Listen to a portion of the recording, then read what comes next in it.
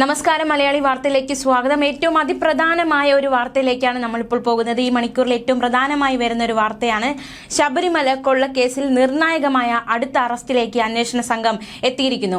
A പത്മകുമാറിനെ arrest ചെയ്ത് അവിടെ അവസാനിച്ചിരിക്കുന്നു എന്ന് കരുതിയെടുത്തു നിന്നാണ് മറ്റൊരു അറസ്റ്റിലേക്ക് ഇപ്പോൾ അന്വേഷണ സംഘം എത്തിയിരിക്കുന്നത്. ശബരിമലയിലെ മുൻ അഡ്മിനിസ്ട്രേറ്റീവ് ഓഫീസർ ശ്രീകുമാറിനെയാണ് ഇപ്പോൾ അന്വേഷണ സംഘം അറസ്റ്റ് ചെയ്തിരിക്കുന്നത്. 2019 ദ്വാരപാലക ശില്പങ്ങളിൽ പുറത്തേക്ക് കൊണ്ടുപോകുമ്പോൾ ശ്രീകുമാർ ആയിരുന്നു അഡ്മിനിസ്ട്രേറ്റീവ് ഓഫീസർ. ഒരാൾ കൂടി എന്തായാലും ഈ കേസിൽ അറസ്റ്റിലായിരിക്കുന്നു. നിർണായകമായ ഘട്ടത്തിലേക്ക് കേസ് എത്തി നിൽക്കുകയാണ്. നിലവിൽ രജിസ്റ്റർ ചെയ്തിരിക്കുന്ന കേസിൽ ദ്വാരപാലക ശില്പങ്ങൾ പുറത്തേക്ക് കൊണ്ടുപോകാൻ അനുവാദം നൽകിയ കേസിലെ പ്രതിയാണ് ഇപ്പോൾ അറസ്റ്റിലായ ശ്രീകുമാർ. ഇയാൾ ജാമ്യം തേടി നേരത്തെ ഹൈക്കോടതിയെ സമീപിച്ചിരുന്നു. പക്ഷേ ജാമ്യം കിട്ടിയില്ല.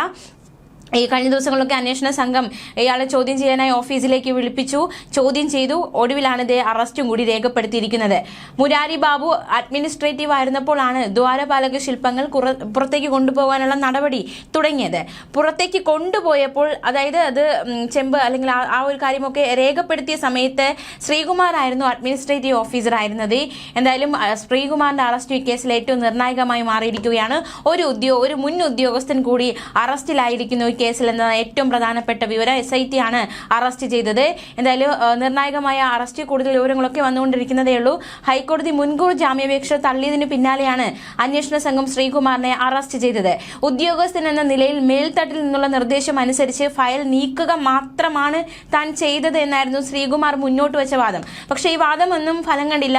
മുൻകൂർ ജാമ്യാപേക്ഷ കോടതി തള്ളുന്ന സാഹചര്യമുണ്ടായി. അതോടെ അറസ്റ്റ് എന്ന ഘട്ടത്തിലേക്ക് കടക്കുകയും ചെയ്തു. 2019 ദേവസ്വം കമ്മീഷണറായിരുന്ന വാസു നൽകിയ ശുപാർശയുടെ അടിസ്ഥാനത്തിലാണ് കട്ടിളപ്പാളിയിലെ സ്വർണം ചെമ്പാണെന്ന് രേഖപ്പെടുത്തിയതെന്നാണ് SITയുടെ കണ്ടെത്തൽ. മുരാരി ബാബു നൽകിയ കത്ത് ഉചിതമായ തീരുമാനമെടുക്കുന്നതിന് ബോർഡിന് കൈമാറുക മാത്രമാണ് ചെയ്തതെന്നും താൻ വിരമിച്ചതിന് ശേഷമാണ് പാളികൾ ഉണ്ണികൃഷ്ണൻ പോറ്റിക്ക് കൈമാറിയതെന്നുമായിരുന്നു വാസു വാദം മുന്നോട്ട് വെച്ചത്. എന്തായാലും അടുത്ത അറസ്റ്റ്, നിർണായകമായ അറസ്റ്റ്, ശ്രീകുമാറിന്റെ അറസ്റ്റിലേക്ക് കാര്യങ്ങൾ എത്തിയിരിക്കുന്നു. ഇനി അടുത്ത അറസ്റ്റ് ആരുടേതാണ് എന്ന ചോദ്യം ഇപ്പോൾ നിലവിൽ ഉയരുന്നു.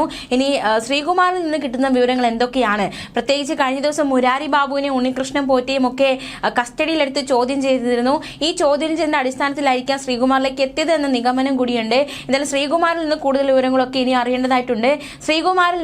ശ്രീകുമാർ നൽകുന്ന വിവരങ്ങളിൽ നിന്നും അടുത്ത ആരിലേക്കാണ് പ്രത്യേക അന്വേഷണ സംഘം എത്തുന്നത് ശബരിമല സ്വർണ്ണക്കൊള്ള കേസുമായി ബന്ധപ്പെട്ട് എന്ന ചോദ്യവും നിലവിൽ ഉയരുകയാണ്. ഈ കേസുമായി ബന്ധപ്പെട്ട FIR ഉൾപ്പെടെയുള്ള രേഖകളുടെ സർട്ടിഫൈഡ് പകർപ്പ് ആവശ്യപ്പെട്ട് കൊല്ലം വിജിലൻസ് കോടതിയിൽ എൻഫോഴ്സ്മെന്റ് ഡയറക്ടറേറ്റ് സമർപ്പിച്ച അപേക്ഷയിൽ വെള്ളിയാഴ്ച വിധി പറയും. വിവരങ്ങൾ കൈമാറുന്നതിൽ കുഴപ്പമില്ലെന്നും പക്ഷേ ED ആവശ്യപ്പെടുന്നത് പോലെ കള്ളപ്പണം വെളുപ്പിക്കൽ നിരോധന നിയമത്തിന്റെ പരിധിയിൽ മാത്രമേ അന്വേഷണം പാടുള്ളൂവെന്ന വാദവും പ്രോസിക്യൂഷൻ മുന്നോട്ട് വച്ചിരുന്നു. മറ്റു കുറ്റകൃത്യങ്ങളിൽ ED അന്വേഷണം നടത്തിയാൽ നിലവിലെ അന്വേഷണത്തെ ബാധിക്കുമെന്നും പ്രോസിക്യൂഷൻ കോടതിയിൽ വ്യക്തമാക്കി. കുറ്റകൃത്യങ്ങളോടെ കിട്ടിയ തുകയെ സംബന്ധിച്ചുള്ള അന്വേഷണത്തിനാണ് പകർപ്പുകൾ ആവശ്യപ്പെടുന്നതെന്നായിരുന്നു എൻഫോഴ്സ്മെന്റ് ഡയറക്ടറേറ്റ് അഭിഭാഷകർ വാദിച്ചത്. എന്തായാലും കൊല്ലം വിജിലൻസ് കോടതിയിലാണ് ED അപേക്ഷ നൽകിയത്. എതിർപ്പ് രേഖാമൂലം അറിയിക്കാൻ സാവകാശം വേണമെന്ന SIT ആവശ്യം പരിഗണിച്ചായിരുന്നു കഴിഞ്ഞ തവണ കേസ് മാറ്റിയത്. സ്വർണ്ണക്കൊള്ളയിലെ കള്ളപ്പണ ഇടപാട് അന്വേഷിക്കുന്നതിനാണ് ED SIT രജിസ്റ്റർ ചെയ്ത FIR-ഉം റിമാൻഡ് റിപ്പോർട്ടും അടക്കമുള്ള രേഖകൾ ആവശ്യപ്പെട്ട് അപേക്ഷ സമർപ്പിച്ചത്. അതേസമയം ശബരിമലയിൽ എൻഫോഴ്സ്മെന്റ് ഡയറക്ടറേറ്റ് അന്വേഷണത്തെ ശക്തമായി എതിർക്കുകയാണ് പ്രോസിക്യൂഷൻ. കൈമാറുന്ന രേഖകൾ രഹസ്യമായി സൂക്ഷിക്കാമെന്ന് എൻഫോഴ്സ്മെന്റ് ഡയറക്ടറേറ്റ് കോടതിയെ അറിയിച്ചിട്ടുണ്ട്. പ്രോസിക്യൂഷൻ എതിർപ്പ് തുടർന്ന് അപേക്ഷ തള്ളിയാൽ മേൽക്കോടതിയെ സമീപിക്കുക എന്ന നീക്കത്തിലേക്ക് എൻഫോഴ്സ്മെന്റ് ഡയറക്ടറേറ്റ് കടക്കുകയാണ്. എന്തായാലും ഇത്തരത്തിലൊക്കെ ഈ ഒരു നിർണായക ഘട്ടത്തിലാണ് കേസ് എത്തി നിൽക്കുന്നത്. അതിനിടയിലാണ് വീണ്ടും ഒരു അറസ്റ്റ് എന്ന തലത്തിലേക്ക് കാര്യങ്ങൾ എത്തിയിരിക്കുന്നത്. സ്വർണ്ണപ്പാളി കൊണ്ടുപോകുന്ന സമയത്ത് ഈ വ്യക്തിയായിരുന്നു അഡ്മിനിസ്ട്രേറ്റീവ് ഓഫീസർ. അപ്പോൾ അതുകൊണ്ട് തന്നെ ഈ കേസിലെ ഏറ്റവും പ്രധാനപ്പെട്ട ഒരു അറസ്റ്റ് എന്ന് തന്നെ നമുക്ക് ഇതിനെ വിശേഷിപ്പിക്കാവുന്നതാണ്. തീർച്ചയായിട്ടും വരും ദിവസങ്ങളിലും അന്വേഷണ സംഘത്തിന്റെ ഭാഗത്തു നിന്നും നിർണായകമായ പല നീക്കങ്ങളും ഉണ്ടാകുമെന്ന കാര്യത്തിൽ സംശയമില്ല. പ്രത്യേകിച്ച് ഈ സ്വർണ്ണപ്പാളികൾ കൊടുത്തുവിടുന്നതിന് 2019 ജൂലൈ 19 തയ്യാറാക്കിയ മഗസറിൽ സാക്ഷിയായി ഒപ്പിടുക മാത്രമായിരുന്നു താനെന്നായിരുന്നു ശ്രീകുമാർ മുന്നോട്ട് വെച്ച വാദം. അതിന് 2 ദിവസം മുമ്പായിരുന്നു സ്ഥലം മാറി എത്തിയത്. അതിനാൽ ക്രമക്കേടിൽ പങ്കില്ല എന്ന വാദവും കൂടി മുന്നോട്ട് വെച്ചിരുന്നു. എന്നാൽ അമൂല്യ വസ്തുക്കളുടെ ചുമതലയുള്ള ഉദ്യോഗസ്ഥനെന്ന നിലയിൽ മഹസറിലെ ഉള്ളടക്കം പരിശോധിക്കുകയും സംശയം തീർക്കുകയും ചെയ്യേണ്ടിയിരുന്നുവെന്ന് കോടതി വ്യക്തമാക്കിയിരുന്നു. അതായത് എന്തുകൊണ്ട് അങ്ങനെ ചെയ്തില്ല, അങ്ങനെ ചെയ്യേണ്ട വ്യക്തി ആയിരുന്നില്ലേ എന്നൊരു നിർദ്ദേശം അല്ലെങ്കിൽ ഒരു ചോദ്യം കോടതി മുന്നോട്ട് വെച്ചിരുന്നു.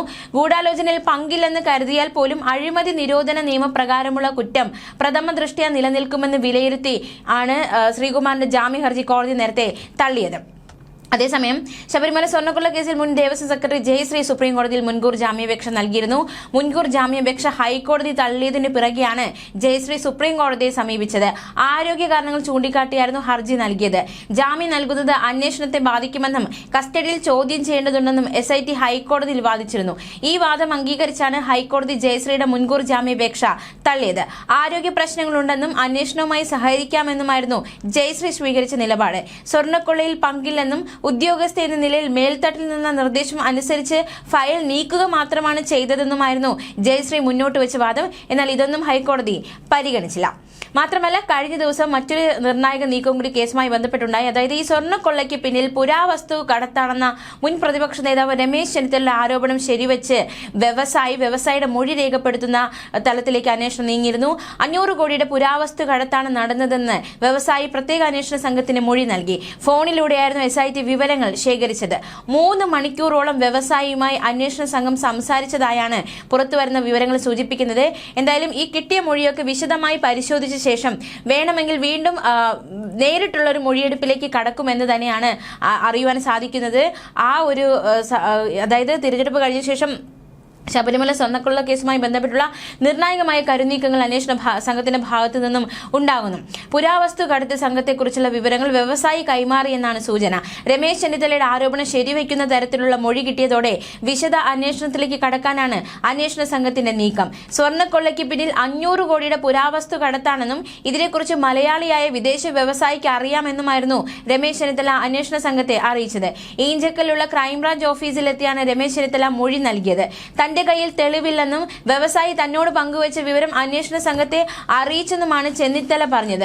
ഒരു പൊതുപ്രവർത്തകൻ എന്ന നിലയിലും പൗരൻ എന്ന നിലയിലും കിട്ടിയ വിവരങ്ങൾ അടിച്ചമർത്തി വയ്ക്കുന്നത് ശരിയല്ല എന്നതുകൊണ്ടാണ് കാര്യം തുറന്നു പറഞ്ഞതെന്നും രമേശ് ചെന്നിത്തല പറഞ്ഞിരുന്നു. വ്യവസായിയെ പറ്റിയുള്ള വിവരങ്ങളും SITക്ക് ചെന്നിത്തല കൈമാറിയിരുന്നു.